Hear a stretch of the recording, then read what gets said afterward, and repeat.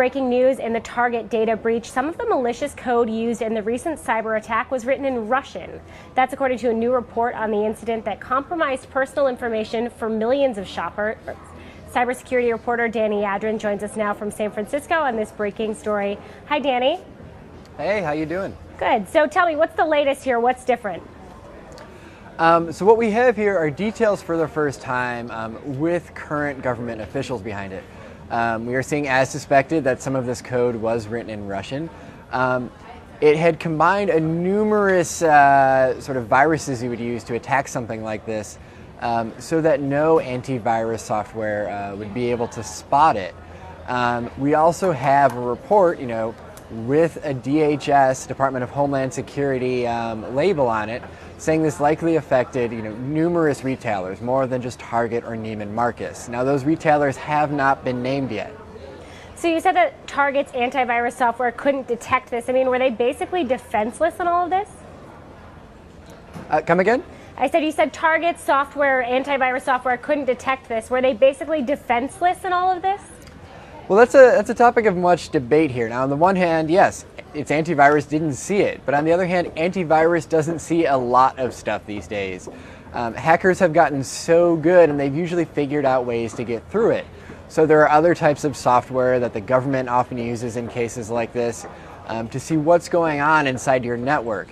It's not clear yet whether or not Target would have seen that if it was using the most up-to-date techniques.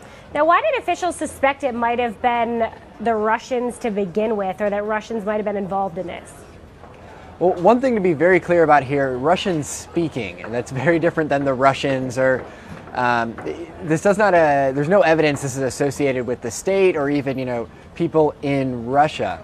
But people in the ex-Soviet organized crime in the former Soviet Union are known to go after credit card numbers, debit card numbers, and then you monetize those on the black market. You do this by buying gift cards for retailers or high-value goods that you can then sell for cash. It's money laundering, basically. One of the things that does seem clear, though, is these people are not amateurs. Oh, certainly not. And that was one thing this report makes very clear. These were not some kids in a basement.